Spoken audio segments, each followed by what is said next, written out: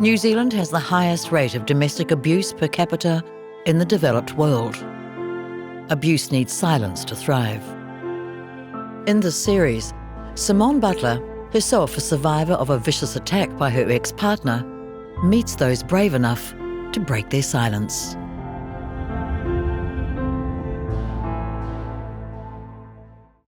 People who are part of the rainbow community are more than twice as likely to experience partner violence than their straight counterparts. Sandra has been working for over 30 years promoting healthy relationships in the rainbow community. These days she lives with her partner near Hamilton. There's quite a freedom and weight, baby. Oh my God, you're terrible. It's a long way from her first relationship with another woman. My first serious relationship with a woman was abusive, and it took me an awfully long time to call it that. When I came out, I was 18. This was in the 80s in the Hutt Valleys. My father was so horrified that it wasn't okay for me to stay at home any longer. So I moved in with her. When sort of controlling stuff started, it started by her being jealous. So, you know, one example of that is that we went to a women's dance one night and I was inside dancing, having fun, and someone came running outside to tell my girlfriend that I was getting too down and dirty on the dance floor with someone. Essentially, the lesbian police were operating to make sure the bisexual woman didn't get too, friendly or something. And so my girlfriend goes inside, what's going on here? And I was dancing with my sister. It wasn't really that exciting or that sexy, but it's an example of how the community was behaving at the time that was excusing what was going on inside our relationship. And then over time, it got more and more violent. I didn't even know what to call what was happening to me. I thought violence was stuff that men did to women. I didn't think it had anything to do with being in a relationship with a woman. The violence in our relationship was getting worse and worse the longer it went on.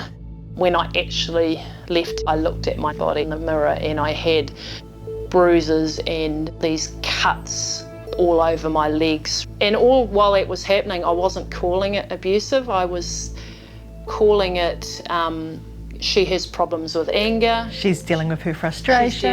I didn't realise my relationship was abusive either. I made so many excuses for him because of his childhood and his violent upbringing. The only person that can change that kind of stuff is the person themselves. I don't talk about that relationship all the time when I do this work, but it's probably always here, driving, doing this work, I think. After leaving this relationship, Sandra began working with organisations focused on domestic violence. Working in refuges, I'm listening to woman after woman after woman talk to me about their experience of violence and abuse. And over time I'm going, gosh, that's not that different than what happened to me. And I think once I started calling it an abusive relationship, then I started trying to talk to other people about this whole area. And to do that, to be honest, I had to go overseas.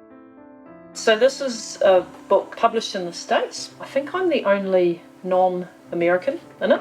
Awesome. So this is something that people in the rainbow communities can look at, and it's got stories about people like them. Yeah, and I think it was the first time anyone had tried to do this. So when they asked me to be part of it, I was like, yeah, that would be fantastic. Sandra started creating more locally based information about 5 years ago. The latest project has a groundbreaking focus on young people in rainbow communities, based on school surveys and focus groups. We worked with Waikato queer youth to find out really what young people in the rainbow community were learning about how to have healthy relationships. The results basically showed us overall people aren't getting access to good information. There was a real strong cry for help there. I didn't even know what queer was until I was 13. I grew up in a conservative family. Nothing was queer. And then I found out what trans or bisexual was, and I was like, oh my God, epiphany. I think one of the things that I hear lots is that when there is healthy relationship stuff in schools, that it doesn't have anything about us in it, right?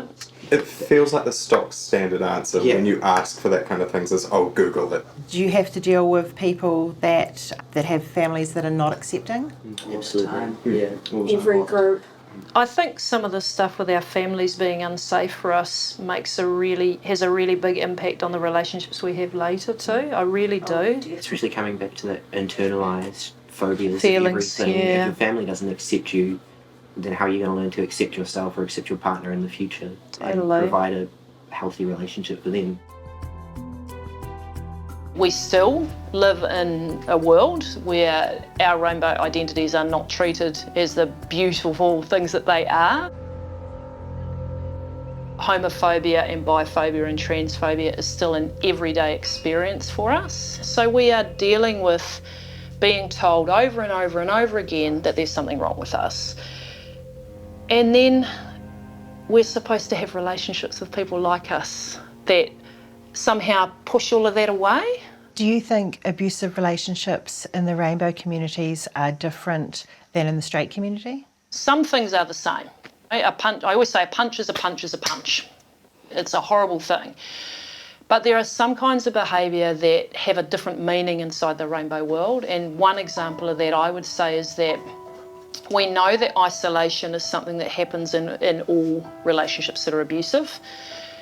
Inside the rainbow world, that's even more effective if you stop your partner being connected to the rainbow community. Because we don't talk about our relationships outside our community. We're not sure it'll be okay to talk about our relationships outside our community. We are especially not going to talk about them if there's stuff going on in them that's not okay. And then we've got the kinds of violence that are unique to us, right? So one example of that is for trans folks, having your hormones or your gender affirming clothing hidden, destroyed, taken away by a partner. That only happens to trans people. We also get situations where medication for HIV and AIDS is withheld or hidden from people.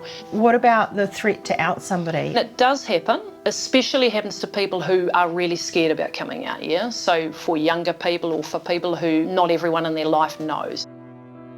Most of our relationships are loving and beautiful and fabulous. And that actually abuse has nothing to do with sexuality or gender identity, it has to do with power and control. Rainbow relationships, talked about violence, made it clear that the police are there to help. Toxic masculinity is rife inside the rainbow community in all kinds of ways. You just have to jump on Grindr and see no femmes. Yeah. No femmes allowed, though we see that stuff on Grindr, it's a real thing. No fats, no femmes, no Asians, you know, there we have it. All of the body racism, all of the stuff that's in there. Where are the healthy masculinity role models? We know that most men struggle to find healthy masculinity role models. That's certainly true for trans folks too. And it's also true for lesbians and bisexual women who identify as butch. There's a whole bunch of stuff around masculinity that is soaked into the rainbow community in all kinds of ways that can often be entwined with violence. Not always, but can be entwined with violence. And so one of the things that I've started doing is offer training to organisations that are working in family violence, including New Zealand Police.